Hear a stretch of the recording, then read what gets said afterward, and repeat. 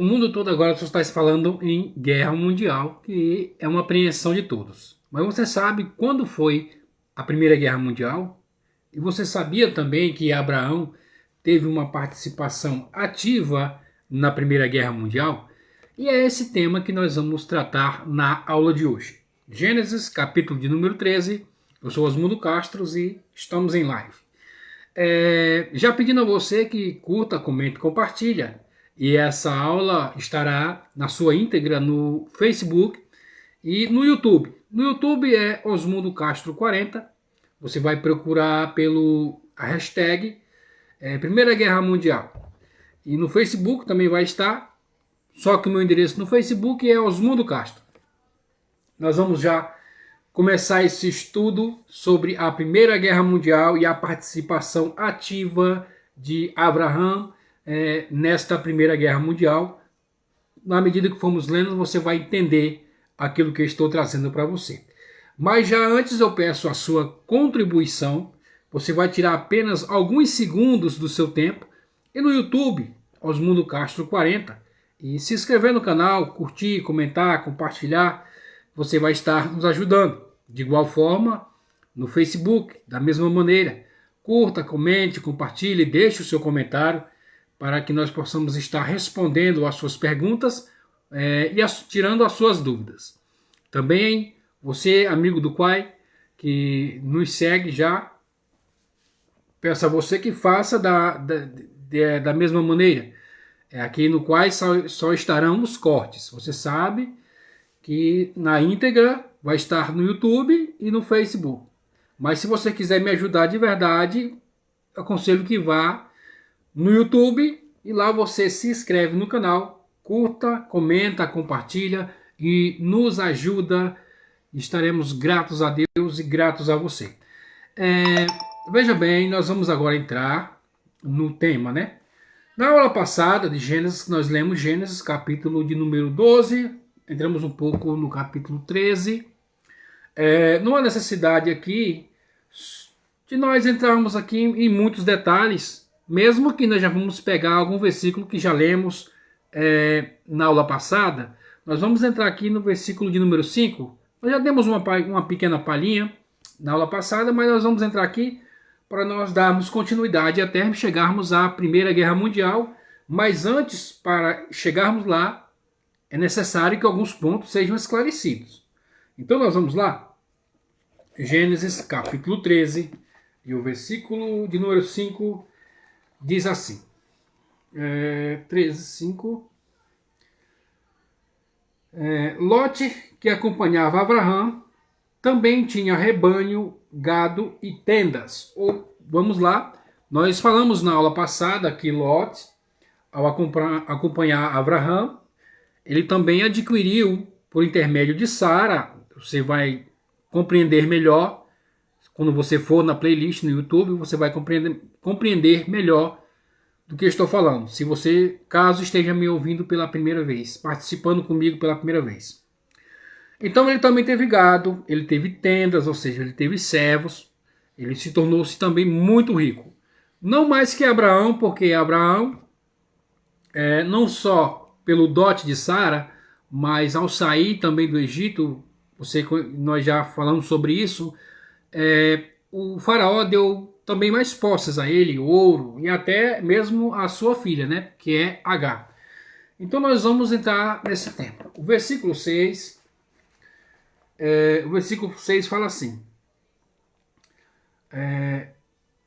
a terra não podia sustentá-los, vivendo juntos.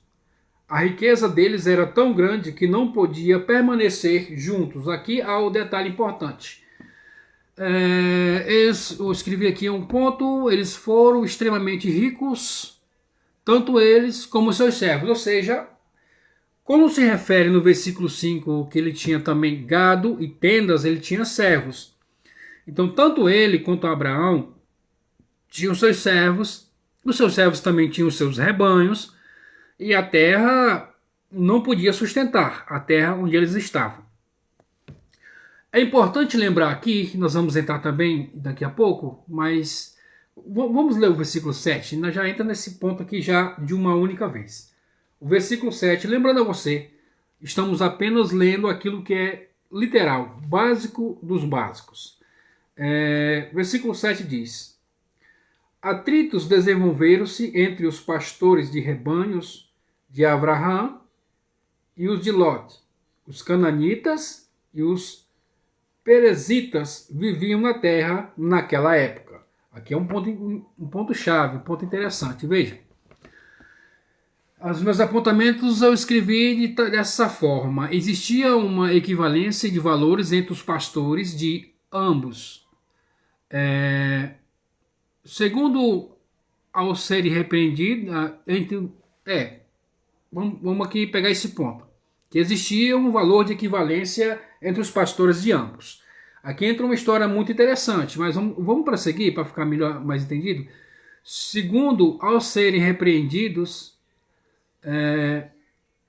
pelos pastores de Abraão, retrucavam dizendo que Canaã era de Lot, pois Abraão não tinha filhos. Bom, aqui era um início de contenda, mas vamos entender melhor.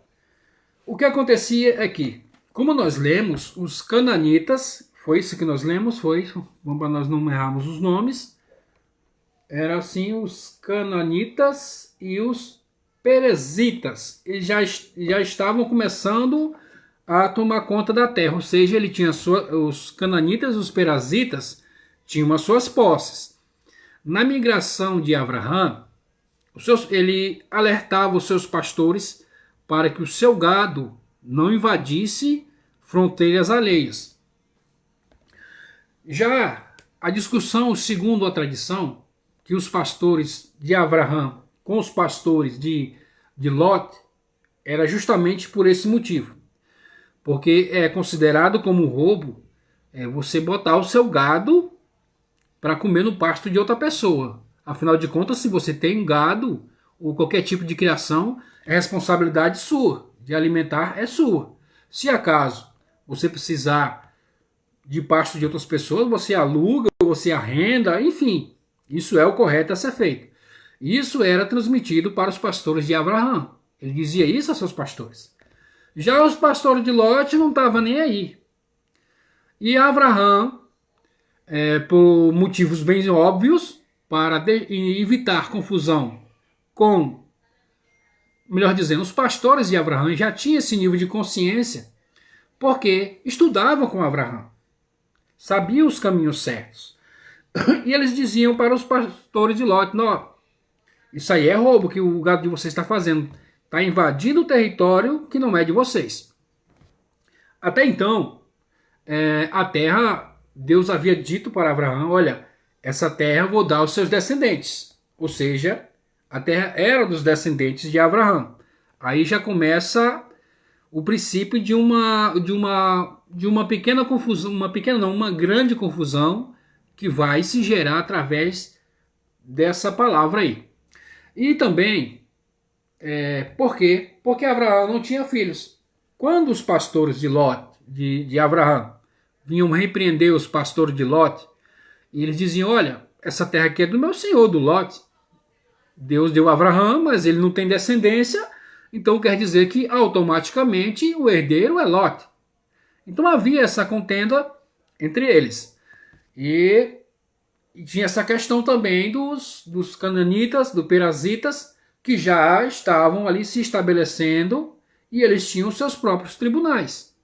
Ou seja, de um certo modo, Lot, os pastores de Lot, estavam pouco se lixando para as leis da época que existia ali. Então isso corria um risco grande de uma intriga futura entre os pastores e os moradores que já estavam começando a residir naquela localidade. O versículo 8, ele vai dizer o seguinte: Abraão disse a Lot que não haja atrito entre mim e você, e entre os meus pastores e os seus pastores, pois somos irmãos. Nós falamos um pouco sobre isso na aula passada, mas vamos aqui recapitular. Aqui ele diz: olha, somos irmãos. E quando você vai ver na Bíblia Sagrada, quando uma vez que dois irmãos brigam, a morte, que é o caso de Caim e Abel. Abraão tenta de tudo possível para que não haja esse atrito e essa confusão. Olha, nós somos irmãos, nós não devemos brigar. Quer dizer, houve um diálogo muito melhor do que a questão, como já falamos, de Caim e Abel. Mas ali houve um diálogo. Abraão tenta ali naquele momento ali apaziguar a situação. No versículo 8 eu escrevi: há pontos relevantes aqui. Primeiro, é de um caráter familiar. Isso, muito bem. Primeiro ponto, alguns pontos aqui que são relevantíssimos para que não haja briga. Isso é muito importante nós trazer. O primeiro ponto é de um caráter familiar, ou seja, se existe uma coisa mais ridícula e feia, e não sei nem a palavra que usar, é quando uma família está brigando. Então, o primeiro ponto é que aquilo não era saudável, porque uma família está brigando. Eles só somos irmãos, somos família, e este atrito aqui, ele não agrega em nada. Pelo contrário, ele só está destruindo. Então, vamos caçar um jeito, uma maneira de nós terminarmos aqui com essa briga. O segundo ponto é de um caráter ético. Como uma família que vai trazer a paz para o mundo, briga entre si. Outro ponto. Como é que a família que veio para trazer paz para o mundo, não consegue ter paz dentro dela mesma? Então Abraão ele consegue enxergar estes pontos e fala para Lot: Lot, tá errado, meu irmão. Não é bem por aí o caminho. Como é que nós vamos dizer sermos uma nação poderosa, de peso, de poder, né? Nesse sentido, e pregamos e ensinamos o monoteísmo, um Deus de paz, e não temos paz entre nós mesmos. Como é que vai ficar o nosso testemunho? É isso que ele estava tentando esclarecer para Lot naquele momento. Como é que eu chego para o meu vizinho e falo: olha, você tem que ser um camarada de paz, ordeiro, pacífico com a sua esposa, com seus filhos, e na minha casa é totalmente ao oposto, o contrário. Como é que eu vou trazer esse testemunho desse monoteísmo, desse Deus de paz, se nem mesmo dentro da minha família eu consigo trazer essa paz e essa união? Então, esse ponto ele é importante que nós entendamos isso. Não adianta você tentar transmitir somente em vídeos, né? Hoje é mais os vídeos, né? Uma família linda e abençoada naqueles vídeos, mas desligou a câmera, parece que virou um inferno dentro da casa. Isso é totalmente hipócrita, não tem efeito esse testemunho, não tem efeito algum. E Abraão traz a Lot esse ponto: não, cara, se a gente não parar por aqui, o negócio vai sair do controle e nós vamos aqui, Deus me livre, pode sair até uma morte, porque já ocorreu uma vez e nós sabemos da história e tal. Enfim, esse ponto. Há um terceiro ponto que é caráter social. Recém-chegados não conseguiam resolver os seus problemas internos. É o que nós estamos dizendo, de um caráter social, ou seja, ele chega se ele vai ser uma grande nação, então ele tem que tomar as rédeas da situação. Quando Noé sai da arca, e Deus, o sétimo mandamento é para que crie tribunais. As outras nações já têm os seus tribunais. Então, ele também teria que ter o seu tribunal para julgar com justiça. Aqui que está o grande equívoco de Abraão, porque ele não julga com justiça, nós vamos ver um pouco mais para frente, mas ele opta pela bondade. E para ser justo, o caminho não é bondade, é justiça. Pode-se aplicar a bondade após a justiça. Nós passamos um vídeo que uma aula, né, na verdade, em que nós dissemos que para nós, seres humanos, é impossível nós aplicarmos o princípio de justiça e de bondade ao mesmo tempo. Podemos fazer os dois, sim, mas separadamente. Ao mesmo tempo é impossível para nós aplicarmos esses princípios.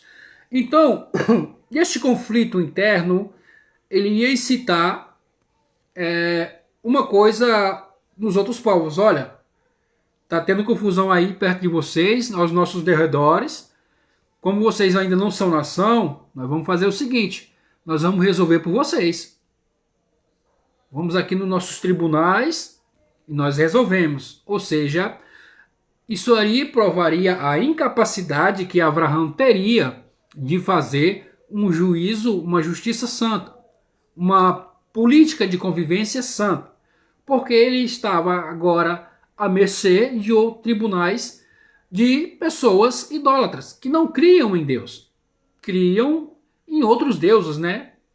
Então, isso seria um grande obstáculo na missão de Abraão de ensinar o monoteísmo, a paz e a justiça. Tornaria assim um grande obstáculo. E na medida que nós vamos andarmos aqui, nós vamos ver que Abraão ele cultivava mais esse princípio de bondade. Isso aqui só vamos abrir aqui um parêntese para darmos aqui uma esclarecida. Por quê? Raramente você se vê Abraão fazendo justiça. Você vai observar muito, na medida que nós formos avançando, Abraão tentar fazer a bondade. E existem situações em que não é a bondade, mas e sim a justiça deve ser aplicada. E é nesses momentos em que Abraão falha. E não é só uma vez. Vamos ver muito isso aqui enquanto estivermos no estudo tratando de Abraão. Então é este ponto. Abraão tinha esse abacaxi para descascar. No sentido familiar, e você observa que tudo aqui ele gira em torno de Abraão dar o seu testemunho de um Deus de paz. Então teria que haver paz. Mas para que haja paz, nunca foi pelo amor ou pela bondade.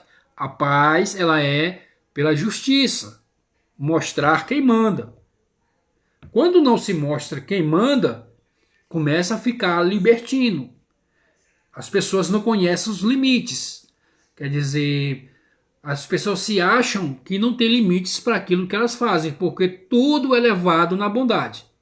E a paz, ela só pode ser completa quando é aplicada a justiça. Aplica-se a justiça e logo após pratica-se bondades, depois da justiça aplicada. Isso aí, meu amigo, você pode puxar pelo seu consciente, pela sua lógica, que se não for dessa forma, é impossível que você traga paz num ambiente familiar, trabalho, comunidade, enfim, tem que ter a justiça. Quando é só amor, não sei o que, amor e bondade, não vai trazer paz, vai piorar a situação. As pessoas vão se tornar libertinas. Quando não há justiça sendo aplicada, as pessoas vão se tornar libertinas. Versículo 9. Vamos dar continuidade aqui. O versículo 9, nós lemos o seguinte. Versículo 9. Agora Abraão ele fala para Lote, toda a terra está diante de ti. Por favor, separa-te de mim. Se você for para a esquerda, eu irei para a direita. Se você for para a direita, eu irei para a esquerda.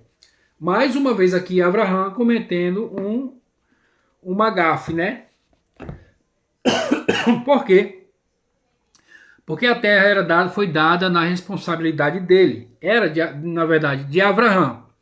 O que Abraão fez aqui foi algo como assim, vamos que dizer, bom, a terra não é minha, e até então não tinha fronteiras, Deus não tinha determinado fronteiras onde seria Abraão ou não. Até mesmo já tinha quando ele chegou lá, já alguns cananitas já estavam começando a ocupar a terra, os perezitas, né, também estavam lá. e não tinha fronteiras ainda.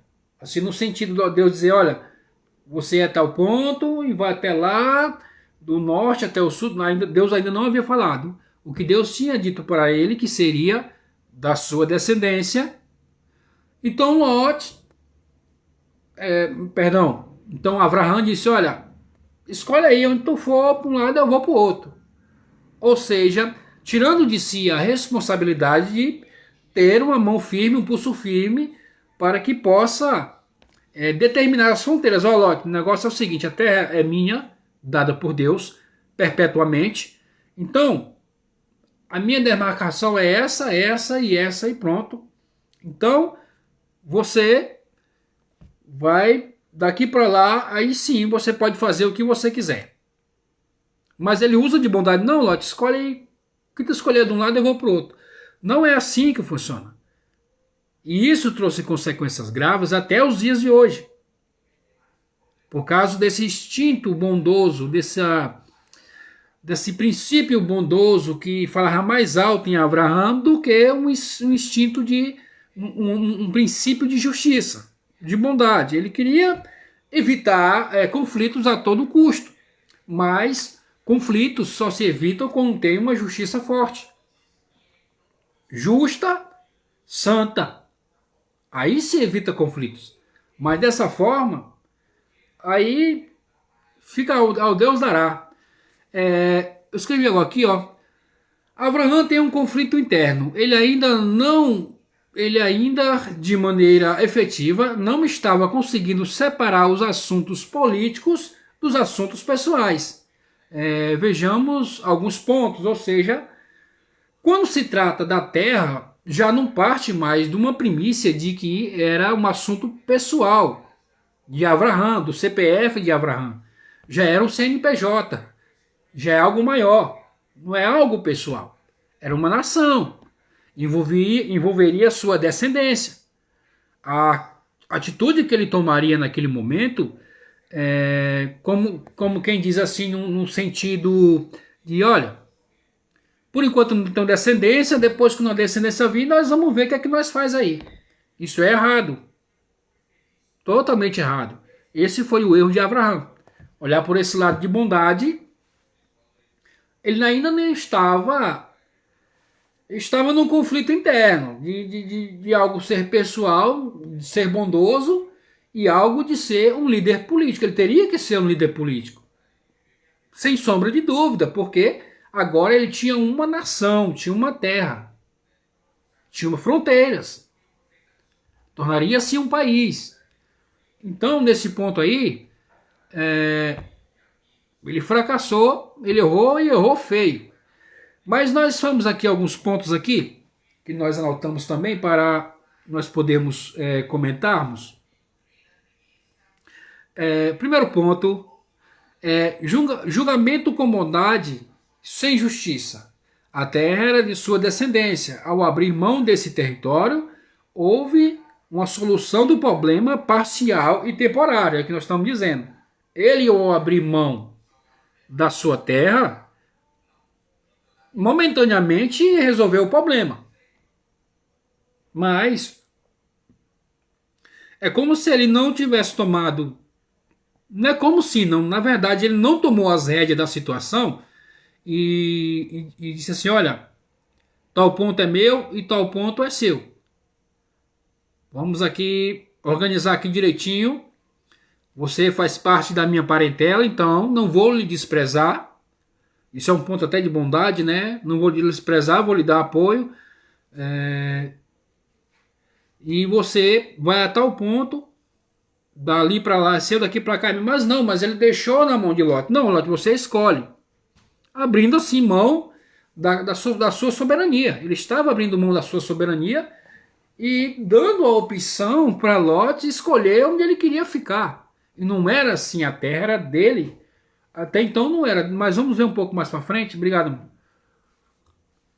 Vamos ver um pouco mais para frente que a terra era da sua descendência, ou seja, ele deveria ter tomado posse naquele momento. Diz, não, aqui nós vamos aproveitar que os cananitas e os perezitas estão na área deles, essa aqui vai ser nossa, estamos aqui livre, não vamos invadir o território deles, mas também isso daqui é nosso, não daremos para ninguém, e essa parte é minha, e você fica com a próxima parte ali, se você quiser, tudo bem. Mas não foi isso que ele fez. Ele entregou nas mãos de Lote e Lote que resolvesse a situação como se ele estivesse lavando suas mãos. Aí, como nós dissemos, isso surgiu, este problema, futuramente teve problemas futuros, como há até os dias de hoje. O segundo ponto é julgamento com justiça e com bondade, Exemplo, esta terra é minha e dos meus herdeiros, descendentes, né? Isso é justiça. Posso lhe dar suporte para que você encontre um lugar. Isso é bondade. Ou seja, Ló, meu filho, o negócio é o seguinte. Essa terra aqui é minha, dos meus descendentes, Deus me deu. Então, você tem que procurar o seu rumo. Cada um tem as suas responsabilidades. Mas o que eu posso fazer é lhe dar suporte até você encontrar a sua terra. Até você se estabelecer, eu vou lhe dar um suporte, uma ajuda, quem sabe, financeira, não sei. Como eu sou uma pessoa influente, eu vou dar um jeito aqui de falar para que pessoas não invadam o seu patrimônio, lhe roubem, porque estava num período de conquistas naquele momento. Pessoas estavam tomando de conta de terras e estavam conquistando. Isso eu posso lhe dar suporte nesse sentido, ou seja, isto é bondade. Mas justiça é o que é meu e o que é seu é seu. Não entregar, não, você vê o que você faz aí. Não, isso, quando você entra nesse ponto de entregar aquilo que é seu para que os outros decidam o que você deve fazer com o que é seu, isso é claramente um ponto de fraqueza psicológica e emocional sua. A sua bondade não pode chegar a este ponto, ao ponto de dar para as pessoas escolher o que deve fazer com aquilo que é seu. O que é seu, é justo. Você toma de conta, você tem responsabilidades. É aquilo que eu disse, acho que em outras aulas. Sua família é sua responsabilidade. Você não deve entregar na mão de ninguém para que eles vejam o que eles podem fazer pelos seus filhos, pelo seu esposo, pela sua esposa. Vamos ver o que eu faço aqui para te ajudar. Não, é seu. Responsabilidade sua. Já disse e repito, já ouvi muitos lugares as pessoas dizer como profetadas, cuida, faz a minha obra que dos teus eu cuidarei, é algo assim, eu acho que é. Não caia nessa, é seu, responsabilidade sua. Isso é conversa para boi dormir. Isso é profetada, não é profecia. Deus lhe deu uma família, então a responsabilidade é sua. Não entregue na mão de terceiros cuidar daquilo que é responsabilidade sua. A mensagem é clara. E para Abraão deu problema seríssimo. E para você não vai ser diferente. Vai dar problema. Seu é sua responsabilidade. Foi Deus que lhe deu? Então estabeleça os limites. Porque se você não estabelece os limites e é justo no seu julgamento, você vai ter problemas. Seja justo, logo após aplicado a justiça, faça bondade. Isso aí é óbvio. Mas vamos prosseguir, né? Eu fiz aqui um pequeno resumo desse versículo 9. O resumo desse versículo é: um julgamento justo é impor o seu posicionamento político, porque esse caso não é pessoal. Como eu disse, estava falando de uma terra, ou seja, de uma geopolítica, né? Acho que deve assim que se fala. Então é político, não é pessoal. Problemas pessoais são uma coisa e problemas políticos são outras. Problema pessoal seu é problema seu, não é meu. Então não traga para um trabalho para me atormentar com seus problemas pessoais. Não leve para o trabalho. De igual modo sou eu. Se tenho meus problemas pessoais, eu tenho que saber os limites onde eu devo resolver os meus problemas pessoais, não levar para o meu trabalho, para os meus outros familiares que são parentes, não fazem parte da minha geopolítica do meu lar. Então eu resolvo aqui. Essa é a grande questão.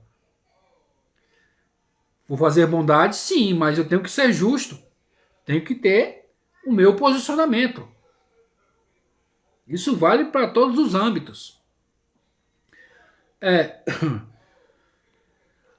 Abrir mão do que é seu por direito é menosprezar o que Deus lhe deu. Isso aí nós já falamos um pouco aqui, né? Que neste caso, abrir mão daquilo que Deus lhe deu por direito que é seu é menosprezar os presentes que Deus lhe dá. Isso aí, meu amigo, não tem nem sombra de dúvida que você pode talvez ter alguma dúvida na sua cabeça, mas será? Não, se Deus lhe deu, é seu. Quando você abre mão, você está menosprezando a bênção que Deus te deu. Sem sombra de dúvida. Vamos partir para o versículo de número 10. O versículo de número 10 diz assim. Tarará, aqui. Lote observou e viu que toda a planície do Jordão, todo o caminho para Soar, estava cheio de água. Isso foi antes de Deus destruir Sedom. Sedom é Gomorra, tá? Sedom não é Gomorra, não. É Sodoma. O nome verdadeiro é Sedom. Traduzido é Sodoma. E Amorá, que traduzido é Gomorra, né?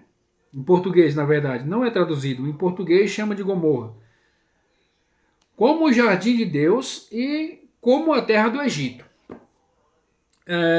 Sodoma e Gomorra, como o jardim de Deus, é farto em frutos. Ou seja, Lot, ele viu que quando se expressa aqui que é como o jardim de Deus, está falando de frutos, né? De uma paisagem linda e de uma aparente tranquilidade, de uma aparente paz. Como nós vamos ver um pouco mais na frente, eu acho que na próxima aula, acho que nós já entra nesse ponto, é como se fosse a era messiânica. Paz, tranquilidade, abundância.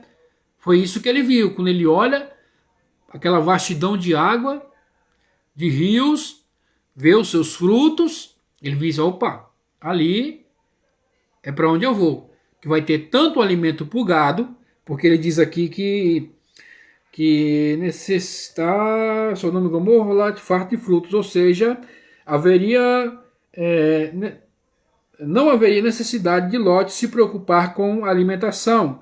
E por que com a terra do Egito? Porque o pasto era em abundância por causa dos rios, ou seja, esses dois pontos para Lot estava perfeito. Era o local ideal para Lot ir. Falei, não, então vou para ali, para aquele lugar. Vamos lá então. Aos versículo 11, né? Vamos para o versículo 11 que diz da seguinte forma. E assim Lot escolheu para si toda a planície do Jordão. Lot viajou do leste e se separaram um do outro. Ou seja, aqui eles está dizendo que literalmente se separaram um do outro, pelo motivo da distância e dos afazeres, né? É claro. Foi encerrado o contato entre eles. Agora estava muito distante um do outro. Lot estava perto de Sodoma agora, né? Na região de Sodoma ali. E estava bem, porque tinha pasto, tinha frutos, alimentação. Então ele não teve mais contato com Abraão até então nesse período. O contato foi desfeito por causa provavelmente da distância, né? Muito distante um do outro. Deixa eu ver se eu não deixei passar alguma coisa aqui, mas eu acredito que não. Escolheu para si. Ah, tá. Escolheu para si. Aqui que nós já falamos desse ponto aqui, né? Mas já falamos sobre isso. Que ele escolheu para si. Ou seja, não, eu vou ficar com isso daqui. Que não era o correto a se fazer. Até mesmo porque a terra era de Abraão. Mas Abraão entregou de mão beijada. O versículo 13. É o 13? Isso, é o 13. Versículo 13. Tá. Vamos prosseguir. Abraão, vamos no 12 até o 13, vamos chegar lá, né? Abraão viveu na terra de Canaã, enquanto Lote habitou nas cidades da planície, tendo migrado até Sedom, que é Sodoma. Então ele viveu até lá e resolveu migrar para Sodoma, onde montou tendas. Não era só as deles, todos os seus servos foram com ele para Sodoma. Os habitantes de Sedom eram perversos, até o versículo 13, né? Deixa eu ver, fatura de previsões, seduziu Lote. Tá. Pronto, aqui. Versículo 13. Os habitantes de Sidom eram perversos, pecadores contra Deus, demasiadamente. Ou seja, os homens eram... Veja aqui que ele fala que... Vamos dizer primeiro aqui o ponto que eu escrevi, né? O 13 foi: a fartura e as provisões seduziu a Lote a conviver com esse povo perverso e pecador.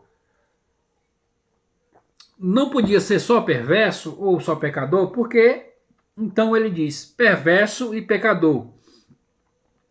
Era porque ele era, mas na frente nós vamos ver um pouco, porque o rei de Sodoma, num certo sentido, ele era mau duas vezes. Ele era tanto perverso, como praticar maldades contra seres humanos, e no pecador como sentido de idolatria, nesse sentido, né? A sua perversidade diz mais a respeito das coisas aqui da terra. Maldades, né? Imoralidade, enfim, perverso. E pecador, porque era um idólatra, né? O pecado dele não era tão somente contra o céu, mas era também contra os moradores aqui da terra. Ele era uma pessoa perversa. Tá. O mundo é criado em um princípio de dualidade para que possa haver uma escolha, que é um ponto muito interessante, porque o que atrai Lot é a provisão, né?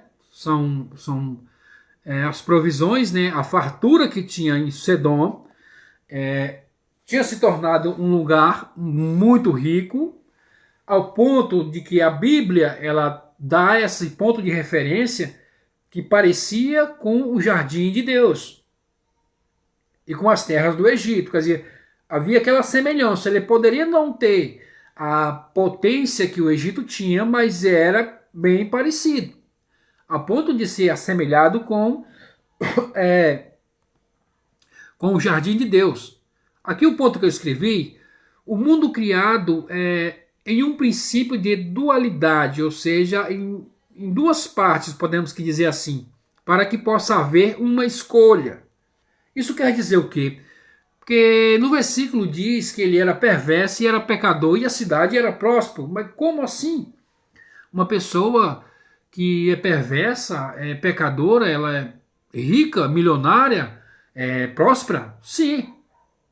Porque tanto as forças do bem, do lado de Deus, trazem prosperidade, as forças do mal também trazem prosperidade. Qual é a grande diferença? Primeiro, para que há essa dualidade? Que tanto uma força produz riquezas, como a outra também produz riqueza. É para que haja o seu direito, o seu livre-arbítrio de escolha. Você quer ser uma pessoa bem-sucedida, rica, servindo a Deus, ou sendo perverso e pecador? É uma escolha que você deve fazer. Isso nos mostra aqui que é por isso que pessoas ímpias, muitas pessoas ímpias, conseguem poder aquisitivo milionários, bilionários, né, trilhardários, enfim. São pessoas influentes, muito ricas, mas são perversas e são pecadoras. Este poder, nessa, vamos que dizer, como é que chamam hoje em dia, poder da atração, né? Chamam de poder da atração. Mas isso tudo é dado por Deus. O que produz tanto os perversos e os pecadores, essas riquezas, Deus também as produz da igual forma. E por que as duas existem?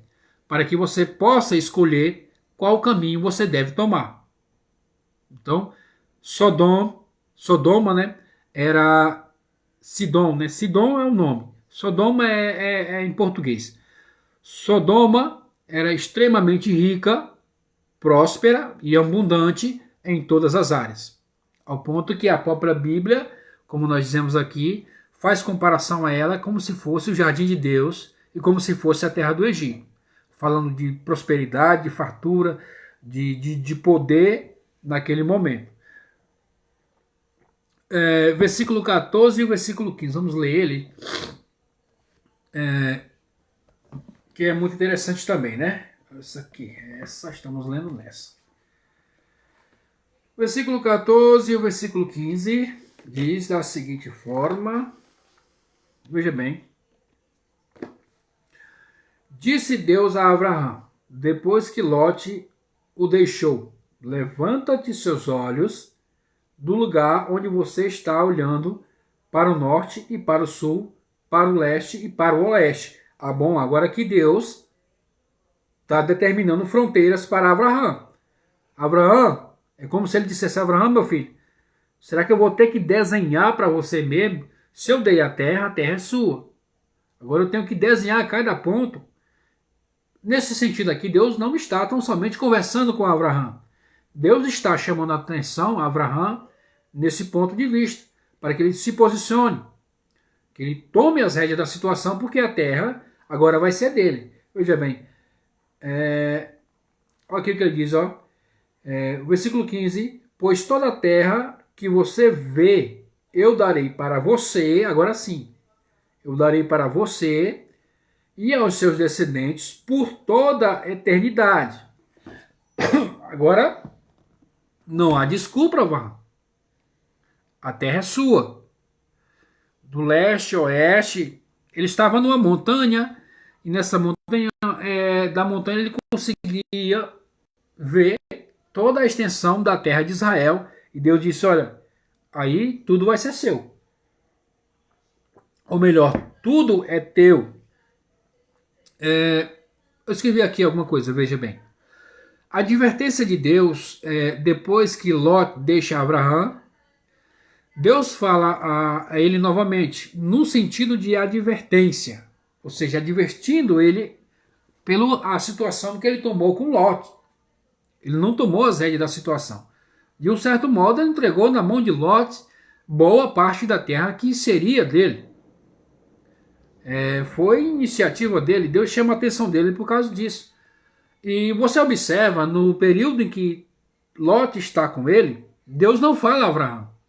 Mas quando Lot se afasta de Abraão, aí Deus pega e aparece a Abraão de novamente e diz para ele como é que está a situação e que aquilo não foi legal de se fazer, porque se ele vai ser uma grande nação, ele tem que começar a se comportar como uma pessoa que realmente tem a capacidade de gerir uma grande nação, tomar decisões de fronteiras, tomar decisões entre os seus, julgar entre os seus, e ele falha miseravelmente nesse ponto. Vai falar de novo um pouco mais para frente, nós vamos chegar lá, e ele falha nesse ponto.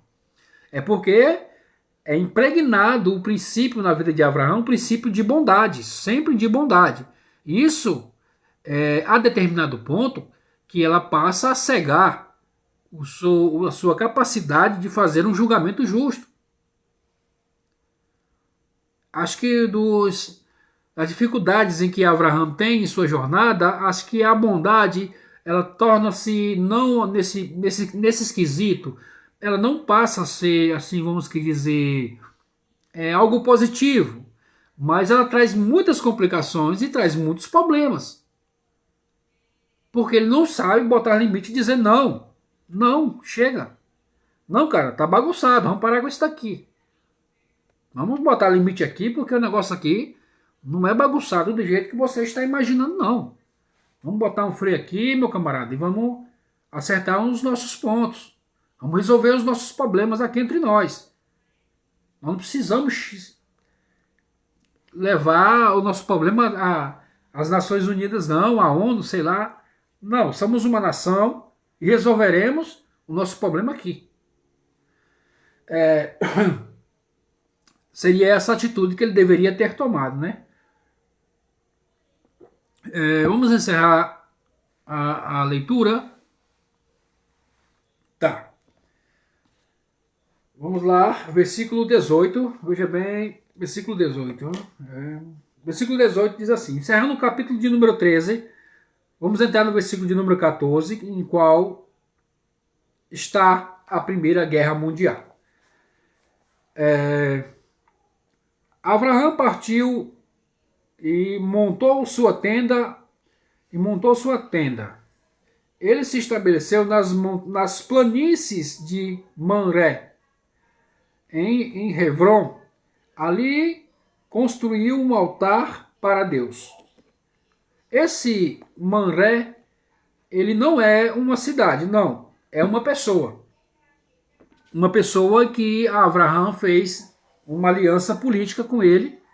Fez um trato, né? Uma aliança com ele, porque a terra que Abraham estava ainda era uma terra hostil. Estava em fase de domínio ainda dos cananitas, dos perezitas, né, que nós lemos. E ao fazer essa aliança, não só com ele, mas com seus dois irmãos, vamos ver um pouco mais lá na frente, com certeza ele era respeitado e deveria ter uma quantidade considerável de pessoas que pudessem fazer uma aliança com Abraham e pudesse ali fornecer para Abraham uma segurança, alguma coisa. Por isso essa aliança, porque Abraham agora estava somente ele e os seus servos. Nós vamos ver ali que os que foram para a guerra foram 318, né? É um número pouco. Para uma cidade grande, é um número pouco. Então, logicamente, ele montou algumas alianças, ou seja, agora sim ele estava se comportando como um líder político. Ele estava numa região hostil, onde pessoas estavam conquistando territórios, e para que pudessem ir até Abraham e tentar conquistá-lo, não custaria nada, porque já estavam naquela vida mesmo.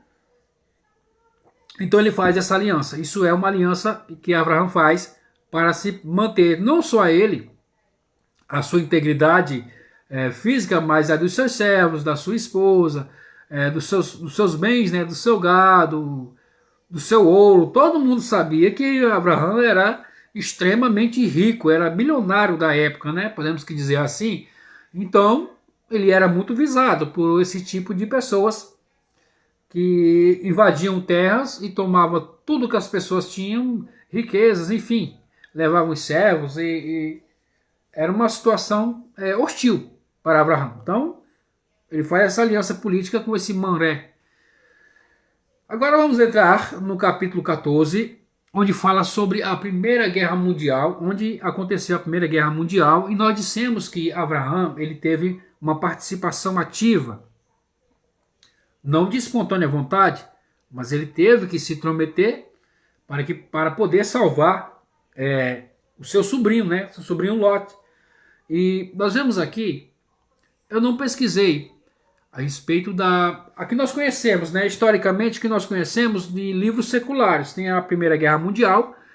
Eu não tenho a informação se houve alguma participação de um certo modo, ou ativamente ou passivamente, do povo judeu.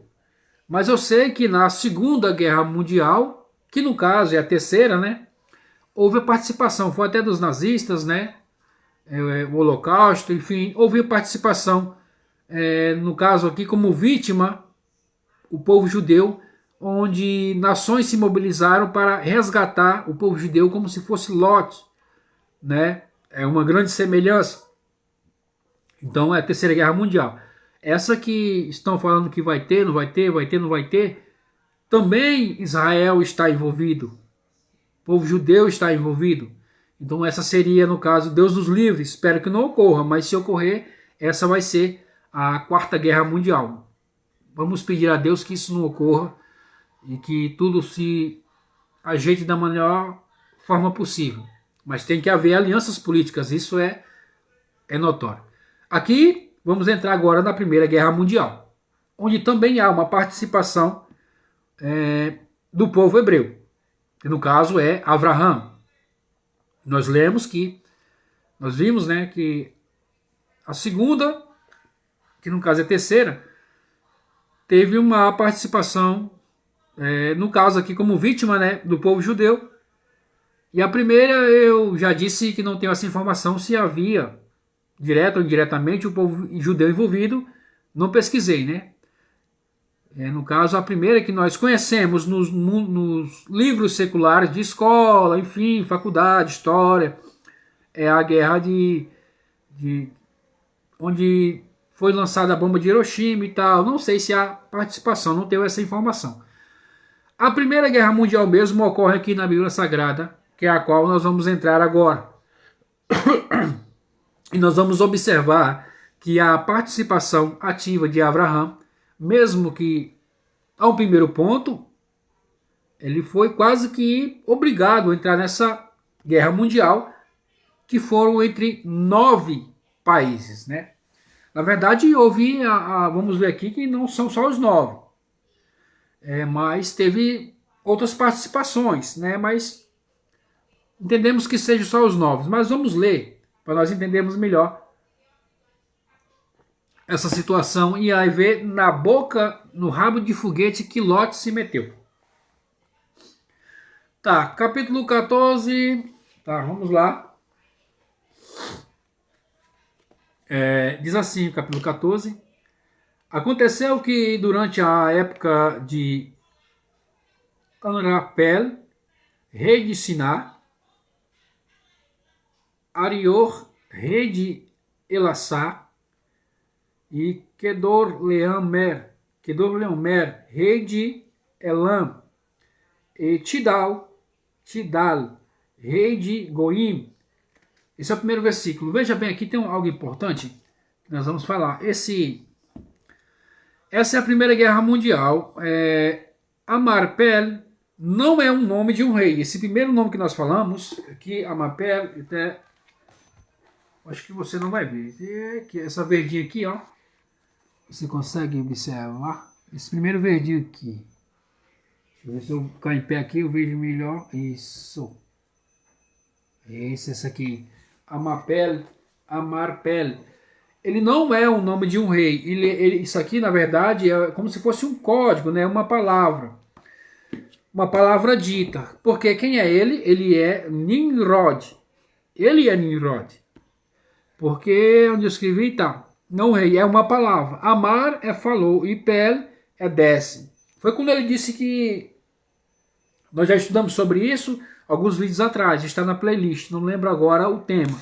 Mas é quando ele lança, ele manda lançar, ele fala para descer Avraham na fornalha. E Avraham sai, né? Então esse nome é atribuído a ele. Não é o nome de um rei, é uma palavra, como se fosse um código, assim, no modo de dizer. Então esses reis se levantam e vão para a guerra. O versículo 2 diz assim: e eles fizeram guerra contra Berá. Aqui esse Berá, nós vamos falar sobre ele um pouco. Rei de Sedom, nós acabamos de falar. Birsha, rei de Amorá, 2, né? Shinav, rei de Admá, e Shemever, rei de Tisson, e o rei de Belá. E o rei de Belá, que é Tsoa. Não tem o nome deles, é o rei de Belá, que é Tsoa hoje, né? Então, 5 reis. 4 reis contra 5 reis. E, na verdade, são a briga de 9, na verdade, né? 9 nações. Então, aqui há a Primeira Guerra Mundial. E a palavra do rei de Sodoma é aquilo que nós falamos no princípio. Como dissemos que ele era perverso e pecador, é no sentido dessa palavra, de Berá. Erá quer dizer mal. E Berá, a letra Bet, é a segunda letra do alfabeto hebraico, que quando ela está inserida aqui, dizendo que ele era mal 2 vezes. Berá. 2 vezes era mal. Tanto aqui, na perversidade que ele fazia aqui na terra, como contra Deus. Duas modos. Ele era mal 2 vezes. E vamos prosseguir. O versículo 3 diz: Estes se ajuntaram-se no vale de Sidim, que é o mar de Sal. Na época ainda não era o mar de Sal, ainda não existia. Na época deles não existia o mar de Sal. Quando Moshe está escrevendo que era o mar de Sal, é depois do fato ocorrido de Sodoma e de Gomorra. Até então, segundo alguns entendem, algumas opiniões que eram águas naturais. Quem sabe até mesmo essas águas que Lot viu, que eram águas abundantes e frutíferas, possivelmente seria esse mar de sal que nós conhecemos como o Mar Morto, né?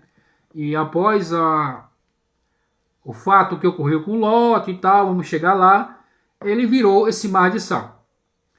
Mas Moshe usa aqui como mar de sal, não porque na época era o mar de sal, é porque é um ponto de referência para que eles entendam aonde ocorreu toda a briga, toda a guerra toda a guerra ali que estava rolando naquele momento. O versículo 4. Eles serviram a Kedorlaomer por 12 anos e por 13 anos rebelaram-se. Ou seja, o motivo um dos motivos deles se juntarem para fazer essa guerra é porque o acordo político foi quebrado. Eles pagavam tributos, eles serviam, ou seja, como é que serviam se eram em países distantes? Eles pagavam tributos. Pode-se a primeira impressão que eles talvez guerrearam uma primeira vez, mas não registra. Mas necessariamente não precisa ter uma guerra para pagar tributo. Eles poderiam ter enviado alguns embaixadores, né, e tal, e quem sabe ameaçado. E esses 5 reis, todos eles pagavam tributo a eles. E quem sabe assim, olha, já estão 12 anos que nós estamos pagando, vamos parar. Quem sabe, o primeiro nome aqui, ó, tem uma coisa muito, muito curiosa e importante, que o primeiro nome que nós vemos, ainda não vi nenhum comentário a respeito. Isso aqui eu estou usando um raciocínio e um intelecto aqui agora, né? Isso é uma opinião minha, pessoal, particular. Pelo fato de que a Bíblia até compara que Sodoma era como o jardim de Deus,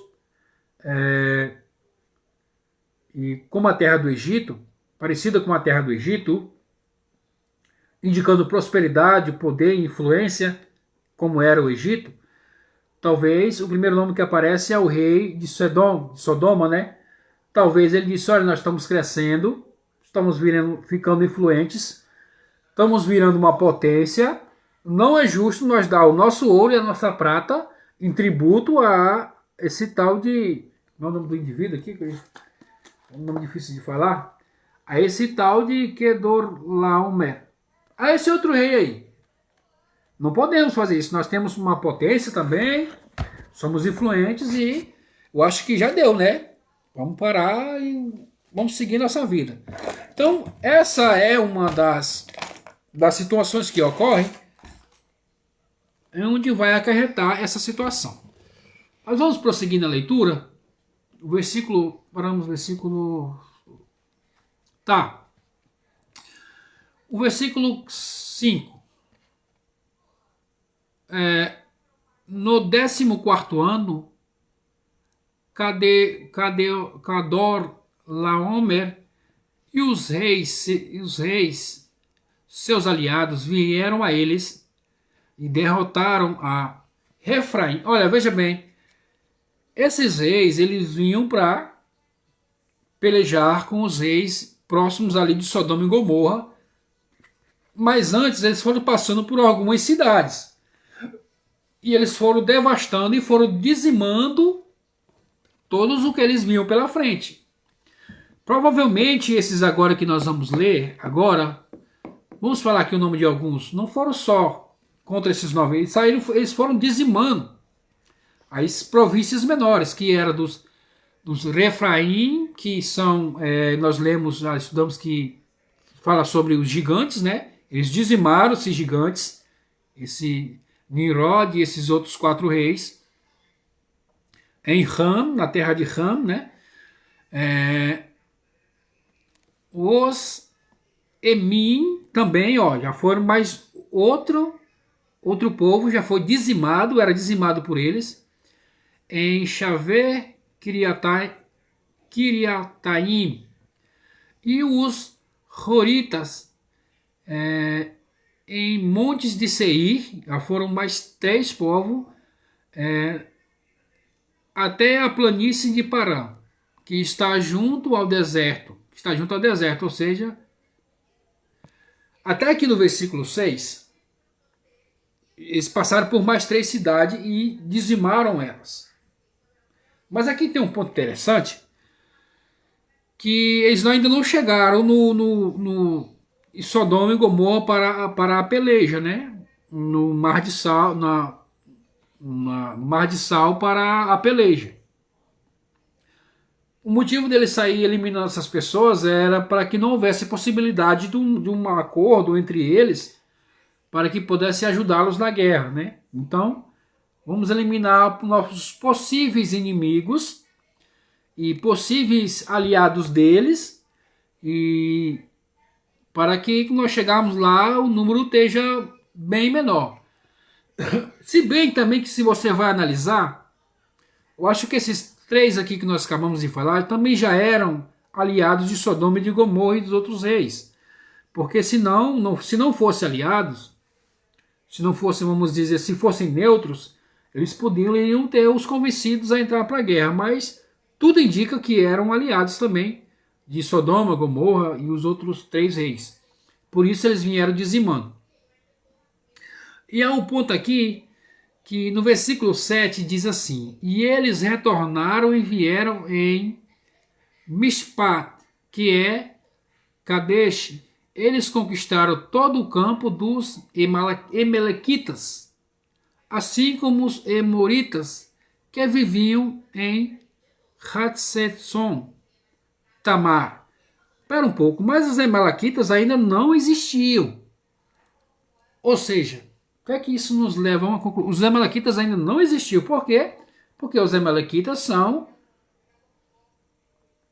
os descendentes da filha de Agar, do filho de Agar, que é Ismael. Vem os Amalequitas, eles não existiam ainda. Ismael não tinha nem nascido ainda. É como eu disse, isso aqui é um ponto de referência para dizer, olha, a guerra aconteceu em tal lugar, assim, assim, para que hoje nós pudéssemos até identificarmos, através de mapa, onde foi que ocorreu a guerra. Então, é necessário esses pontos de referência. Mas os Amalequitas ainda não existiam. Então, eles fizeram uma volta, ou seja, eles voltaram. Tem aqui um mapa, eu acho que eu consigo trazer. Meu mapa é pequeno, mas eu acho que nós prestarmos atenção, acho que nós conseguimos ver. Eles saíram. Tá aqui um mapa, ele é muito pequeno. Não sei se eu vou conseguir fazer com que você veja. Mas vamos aqui tentar, né? Ó, veja bem. Deixa eu pegar aqui uma caneta aqui. Não sei se você consegue ver. Olha aqui. Deixa eu ver aqui, ó. Isso aqui, veja bem aqui, eu tô aqui, ó. Essa região aqui, ó, é Israel. Essa região aqui é Israel. Sodoma ficava mais ou menos bem por aqui. Sodoma e Gomorra. Essa região maior aqui é o deserto do Saara, o deserto da Arábia. Eles saíram aqui da Síria. Okay? Saíram aqui da Síria. E eles andaram isso aqui tudo, guerreando, lutando nesses países, para chegar por aqui, ó. Eles fizeram toda essa volta. Porque é impossível eles atravessar o deserto. Então eles fizeram toda essa volta por aqui. É onde eles vinham passando. Aqui sendo Sodoma e Gomorra, esses outros países ou vilarejos, não sei, ou cidades que eles foram destruindo, eles encontraram nesse caminho. Aqui não tem condições de passar pelo deserto para chegar aqui. Abraão, ele está nesse pontinho aqui, ó. Esse pontinho, não sei se você consegue ver. Aqui tem um pontinho que é Ai e Betel. Betel, né? Ai e Betel. Aqui Abraão está aqui. Sodoma está bem por aqui assim. E aqui eles entram e eles voltaram. Por que dizer eles voltaram? Porque eles passaram por aqui e foram por trás por trás de Sodoma, como passando ali, beirando. Eles não foram diretamente para Sodoma, eles passaram por trás e voltaram. Eles foram lutando, como se fosse assim, eles foram indo daqui para lá, foram lutando, não sei se perderam pelo caminho, ou não acharam o caminho, de repente que não, eles saíram de lá, opa, não é para cá, Sodoma e Gomorra está para trás, vamos voltar. Ou seja, que o versículo 7 diz que eles voltaram, ou seja, eles passaram do ponto, não sei se intencionalmente, mas passaram do ponto. Foi aí então que eles encontram Lot, porque eles fizeram uma volta e foram daqui para lá. Lot estava naquela região ali, nas portas de Sodoma. Mas vamos ler aqui. Não sei se eu fui claro, mas é mais ou menos mais ou menos essa é a ideia. Versículo 8. Tá. Os reis de Sedom e Amorá, Admar, Tsevaion e Bela, que é de Soar, saíram contra eles e eles colocaram-os na linha da batalha do vale de Sidim contra Kedor Laomer, rei de Elam, Tidal, rei de Goim, e Anrafel, rei de Siná, que no caso esse aqui é o Nimrod, né? Rei de Siná, e Arior, rei de Elassar. Eram 4 reis contra 5, que nós queremos dizer. 9 nações pelejaram e eles lutaram ali naquela situação. O que dá de entender também porque eles não invadiram a cidade de Canaã. Porque na Babilônia, ali, esses 5 reis, ele pertence ali a Babilônia. Então ali era uma potência, Babilônia era uma potência. E aqueles ali, onde eu lhe mostrei ali, ela faz fronteira, que eu falei ali, Israel, faz fronteira com o Egito. Isso dá a entender também que havia um pacto, uma aliança do Egito com os cananitas. Porque eles não ousaram mexer no lado dos cananitas, que é fronteira com o Egito. Eles não tocaram. Havia ali, não sei se um acordo de paz que eles não podiam tocar, então eles foram até a divisa ali, porque Sodoma ficava na divisa de Israel com os outros povos, né, da Síria. Então a batalha ocorreu ali naquela fronteira. Eles não entraram para dentro de Canaã, senão estaria invadindo um território que não era deles. Aí dá-se a entender que talvez, pelo pacto de Faraó ter dito para Abraão, olha, você vai, leva sua mulher, e alguns oficiais acompanharam Abraão para que ninguém tocasse neles, ou veja, deveria ter alguma aliança ali, alguma coisa que não poderia haver esse atrito. Afinal de contas, também a filha de Faraó estava na companhia de Abraão, de Sarai. Quem era besta de mexer com a filha de Faraó? Ia ser guerra. Essa guerra, se a Babilônia enfrentasse ali, no caso, mexesse com Abraão e levasse Abraão e a sua filha junto, consequentemente, a filha de Faraó, ia ser uma guerra de nível intergaláctico, né? Vamos dizer assim. Mas eles fizeram a volta e lutaram ali com pessoas de Sodoma e de Gomorra. Paramos aqui, né? Versículo 10. Tá. O vale de Cetim estava cheio de poços de alcatrão, e quando os reis de Sedom e Amorá tentaram fugir, caíram neles. Os restantes fugiram para as montanhas. Para onde foi essas montanhas que eles foram? Para as montanhas de Canaã. E eles não foram atrás. Eles fugiram para lá. Os poços eles cavaram justamente para essa peleja, para essa luta. E fugiram para as montanhas. Eles foram para Canaã para não serem pegos, né? E tomaram todos os bens de Sedom e de Amorá, e todo o alimento, e partiram. Ou seja, bom, agora nós mostramos para eles quem é que manda. Foram desobedecer, né? Vamos pegar tudo, todos os alimentos e os servos e as servas, os despojos de guerra, né? Vamos levar todo mundo lá para a Babilônia lá. E aí nessa leva aconteceu o seguinte: e levaram o sobrinho de Abraão, Lot, e as suas posses, e se foram. Ele vivia em Sedom, Lot já estava em Sodoma, né? E levaram ele, e todas as suas posses. Ele não era um estranho, todo mundo sabia quem era o sobrinho de Abraão.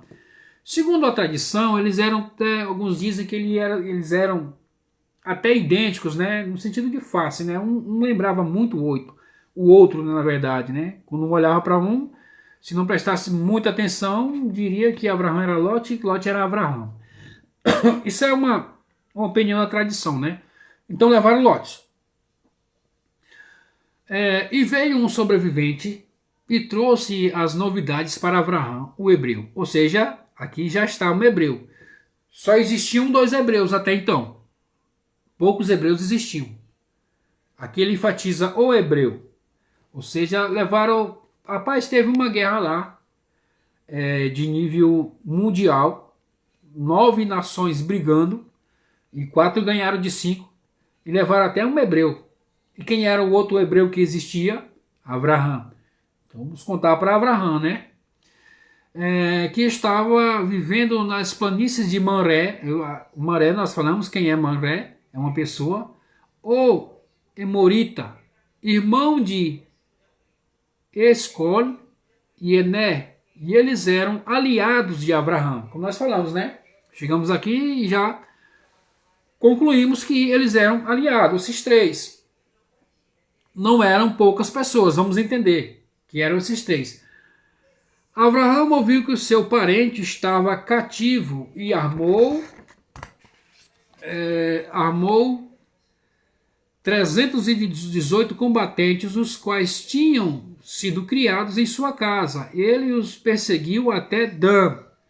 Eles foram até Dan. Dan também não existia, isso é explicando onde é Dan. Na divisão da terra, tem você vai ver a terra de Dan, foi lá, ou seja, de maneira, não vamos entrar aqui no detalhes, mas Moisés já está dizendo, olha, não tem ali a terra que era Dan? A guerra de Abraão foi lá, aconteceu lá a guerra de Abraão contra os 4 reis, na verdade, né?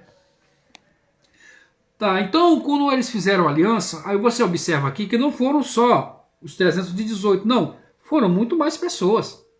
Foram muito mais, ele tinha 3 aliados com ele. E você observa que quando eles voltam da guerra, nós vamos entrar isso no próximo vídeo, Abraão diz, olha, eu mesmo da minha parte eu não quero nada, mas tem os meus companheiros aí, pode dividir os despojos com ele. Ou seja, não foram só os 318 que lutaram a favor de Abraão, não. Esses 3 senhores aqui, quem sabe, Abraão disse, olha cara, eu tenho 318, e vai ficar meu gado aqui, eu não posso sair para essa guerra. Quem sabe eles auxiliaram, não, vamos uma parte com você, outra parte fica cuidando tanto das nossas terras, quanto do seu gado, da sua terra, enfim, para que não venha nenhum usurpador. Quem sabe essa foi a aliança. Mas houve sim uma aliança de Abraão com mais 3 pessoas, que nós acabamos de falar o nome deles aqui. Então isso quer dizer o quê?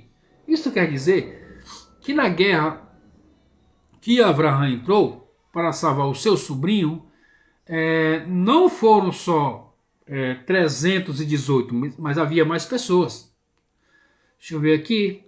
E eles, os seus servos, se dividiram pela noite e os golpeou, os perseguiu até Rová, que está à esquerda de Damasco, e trouxe de volta os seus bens. Ele também trouxe de volta o seu parente Ló e todos os seus bens, junto com as mulheres e as outras pessoas. Isso aqui já vamos entrar na próxima aula, mas vamos dar aqui uma pequena introdução. Depois que tá, vamos ver. Tá, vamos parar aqui no versículo 16, né? Mas aqui nós temos um ponto, ou seja, Abraão conseguiu todos os despojos nessa guerra. Isso quer dizer o quê? Isso quer dizer que agora os despojos da guerra eram de Abraão. Deus entregou para Abraão. Melhor dizendo, qual é o objetivo de Abraão? Não era trazer a paz para o mundo, uma grande nação? Agora ele tinha 9 nações em suas mãos. Os 4 reis, os 5 que foram derrotados pelos 4, eles pegaram todo o despojo, mulheres, servos e riquezas, os bens, e levaram. Quando Abraão vai e luta com eles e vence, então Deus entrega não só os 5, mas agora esses 4 que vieram lutar. Ou seja, 9 nações agora estão no poder de Abraão. Isso quer dizer o quê? Se Abraão tinha no seu propósito do coração, irmão José Batista, meu amado, Pai do Senhor, meu querido, Deus te abençoe. Vamos lá, seguindo. Se o propósito de Abraão era trazer paz para o mundo e seria uma grande nação, Deus entregou 9 nações na mão de Abraão, para que eles pudessem ensiná-las a ela. Se Abraão tivesse se dedicado, quando o rei de Sodoma e Gomorra apareceu, olha, me dá só, fica com despojo, me dá só os povos, Abraão por direito diria assim, olha, não vou entregar ninguém, você perdeu e eu conquistei, é meu. Se você quiser, você nos acompanha como um vassalo. Isso aqui são despojos meus. Ou seja, Deus entregou 9 nações na mão de Abraão. Isso que eu estou lhe dizendo quer dizer o quê? Que Abraão poderia ter evitado a destruição de Sodoma e de Gomorra. Porque automaticamente agora seriam de Abraão. E Abraão era piedoso e era justo. E era uma pessoa que sabia influenciar as pessoas para andar pelo caminho do monoteísmo.